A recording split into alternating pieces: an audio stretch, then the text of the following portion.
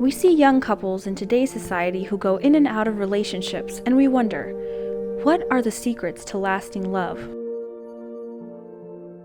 So we sat down with couples in our community that have been together for the majority of their life. And we asked them to give us some lessons in love.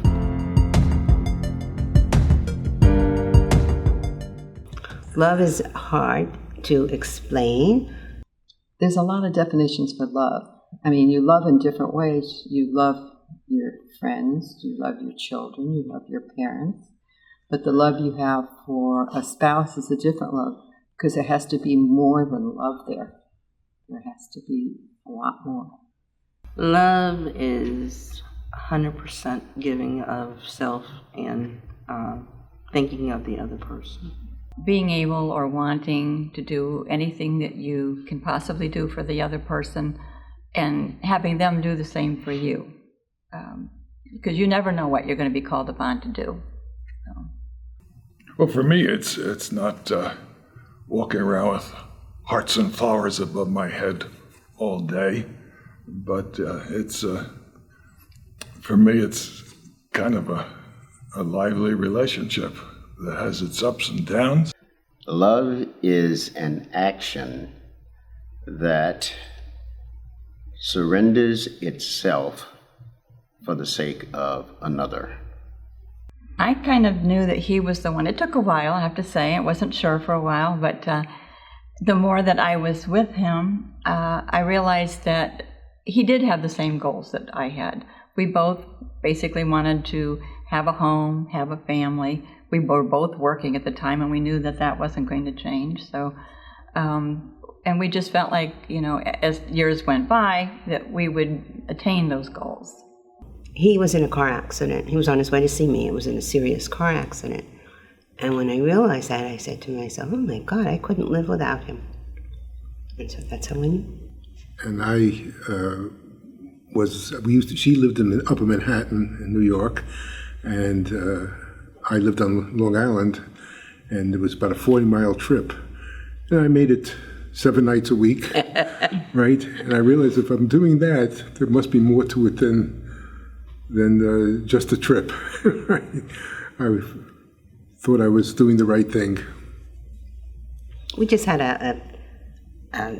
it's a mutual connection. It was just a connection. It's a mutual understanding. We met in high school when I was 14. So we've been 14. We've been together since I was 14. Well, I don't really think you know when you're that young. You really don't know when you're that young. But we knew we liked each other. We liked each other, of course. And I think love grows. You just don't love somebody that love at first sight. No, I don't think so. I think love grows. And when you're married so young like we were, you either grow up together or you grow apart. And we grew up together. Somebody asked me at work one time, and we were only married 25 years, and it was a man. Doesn't it get boring being with the same person and at the time it was only 25 years. And I said, well, a lot of it's how you look at it. And if seeing the same person day after day and doing some of the same things to you is boring, to me, I find it comfortable, and comfortable is not bad. I'm not going to have any big surprises next week. And secondly, that we work at making sure things aren't too boring or goofy. We took an interest in each other right away. It just, and as our relationship went along, at one point, we just made up our minds. We belong together. We did. We did. We went to school together, starting about 5th grade or 6th grade. So we've known each other since then. So when I went to her school, didn't pay any attention to her pretty much because she was known as a mean girl. And it wasn't really until our sophomore year we played in the band together. And it was about the end of that school year that I started talking to her, and we started talking over the summer. And that's when the relationship started to come together. I was a midwife back home, and I used to deliver babies in the homes, and I delivered his niece. And she took a picture of me with the baby, holding the baby, and Paul was in California at that time. And she sent him a picture of me with the baby, and he said to her, "Who is that? I don't know her." I said, "Well, that's the midwife who delivered the baby." So then he said, "Tell her to correspond with me as pen pals." I said, "Okay." So we started corresponding. This was September of 78. And then at Christmas time, he said, "I'm coming to meet you personally, because we just corresponded either by phone or by letter." And he came at Christmas. We liked each other. And we started going out. As I said, I was working as a midwife, and I took 2 weeks off from work so that I'd be with him every day from morning till dawn to get to know each other good. You have to look for a person who treats you well, who would be a loyal person, who treats their parents well, who treats their siblings well, how they treat other people. Respect for themselves, first of all, and then respect for others. Of course, you're attracted to each other, and attraction is the first thing that brings you together. But you have to make sure that that person has the same goals that you have in life. If you know someone really well, not meet someone and then marry them 6 months later, for example. Know them longer than that. Know their family, what their family values are. Can make the sense of humor, someone who can make you laugh also. They can be a different race, they can be a different gender, they can be a different religion, but if you have the same morals and you have the same goals, you can work it out. Dating in this generation is a lot different than when we were young. First of all, there's the internet and phones, and every generation has their own thing. I remember when we were dating, we didn't have a telephone. I begged my mother for a phone because he had a phone. It's a lot different. The young people today have so much more at their disposal. They have, with all of the social media that's out there, it was a lot tamer when we were dating. We didn't have a lot of the distractions that are out there today. In some cases, that's good because you can actually do some checking up on the other person. You can make sure that they are, what you think they are.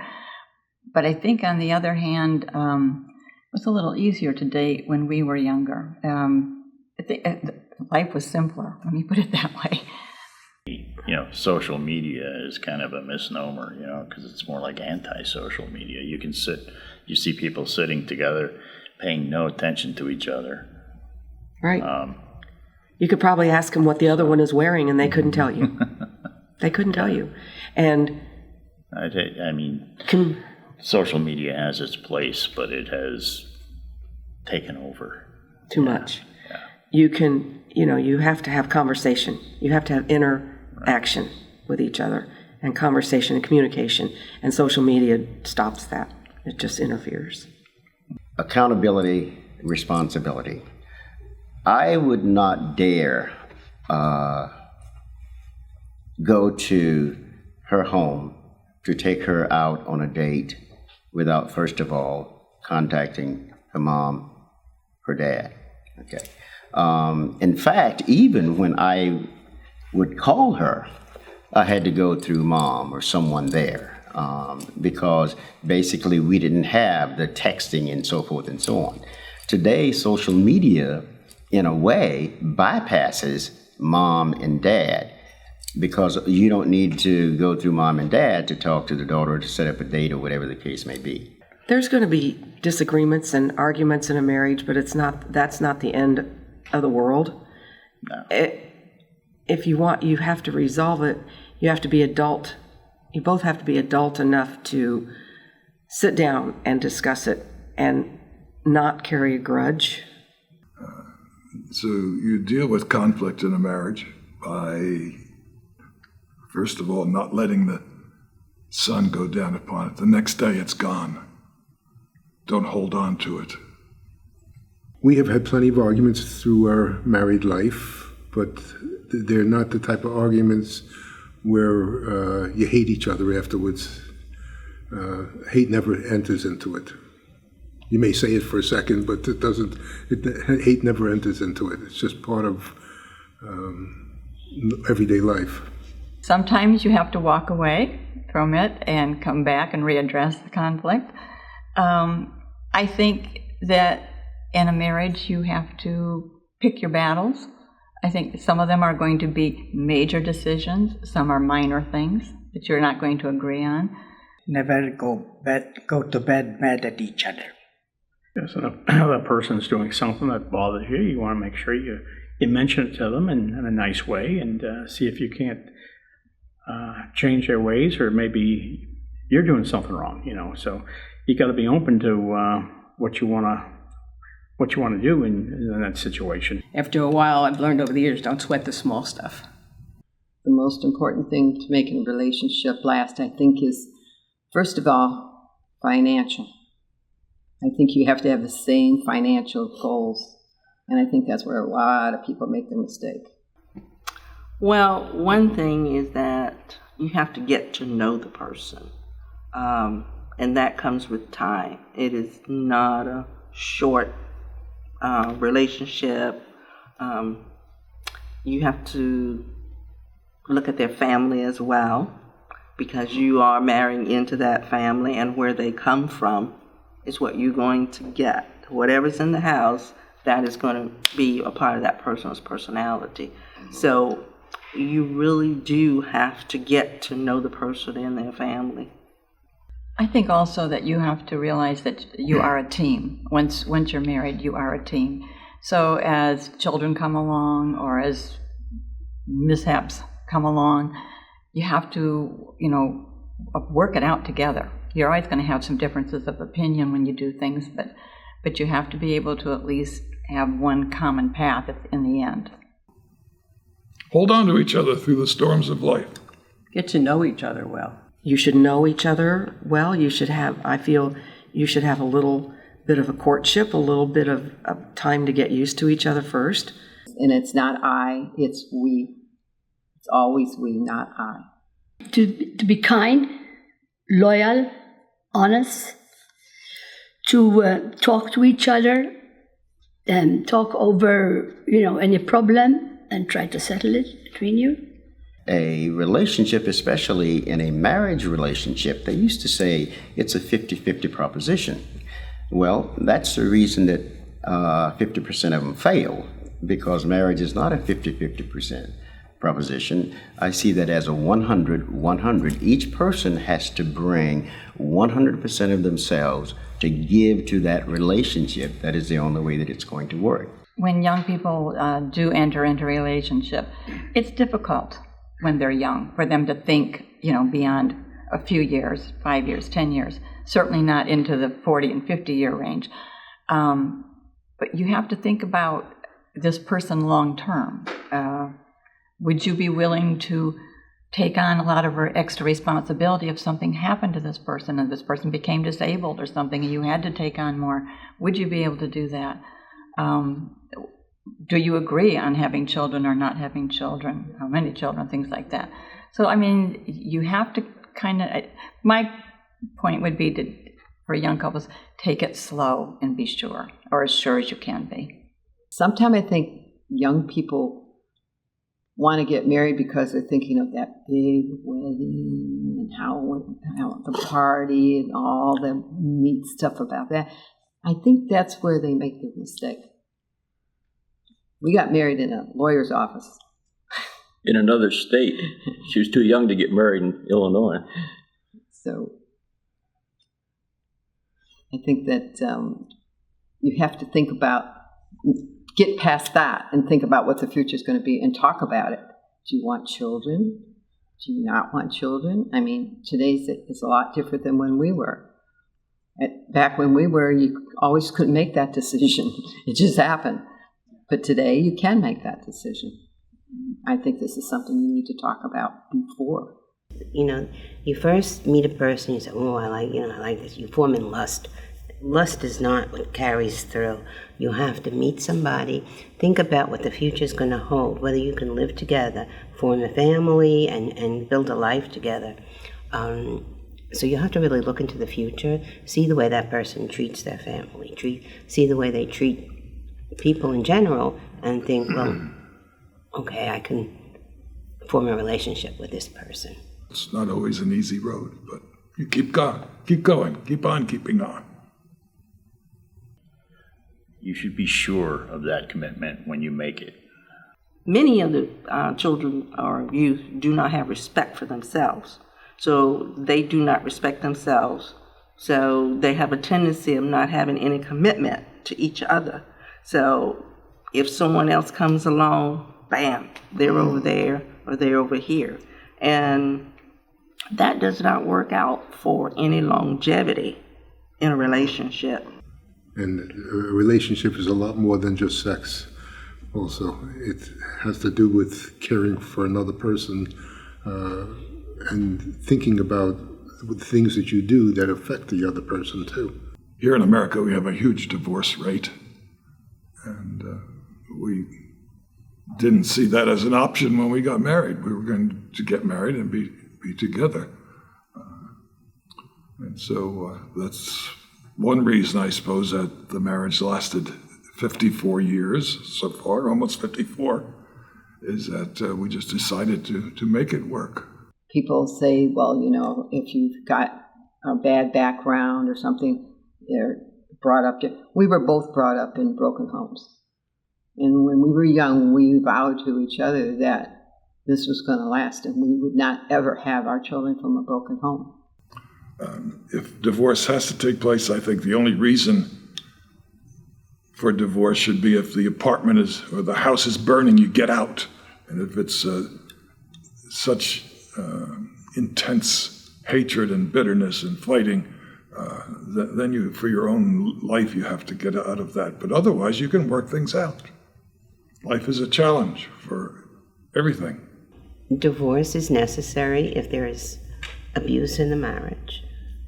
If there has to be a substantial reason. I mean, I'm sure people get divorced. I have a divorce in my family. If there is a necessary reason for it, yes. I don't see anything wrong with it, but I think that people need to try and work out their differences. They shouldn't run away from a problem without trying to solve it first.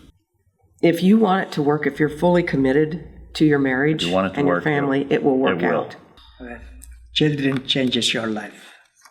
Okay, and like I remember when I got the first child, and I was working, I couldn't wait to go back home. You know what I mean?